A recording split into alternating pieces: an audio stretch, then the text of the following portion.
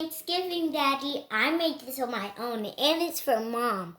I think this is a party cake or something, but Mommy taught me how to do it, and I realized I don't need an oven. I just melted the marshmallows in the microwave, and then I put the cereal in it. I mixed it up, and I tried to write happy birthday with it, but I just literally just put honey on it. What kind of cake is it?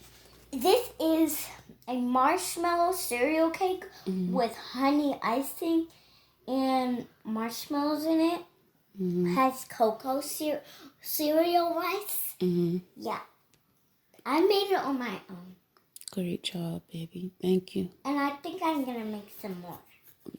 Okay. I'm going to save it. I'm going to save some of it for Thanksgiving because we're going to have a party. Okay, baby. But it's not going to be at our house because Mommy would not like that. All right. Peace.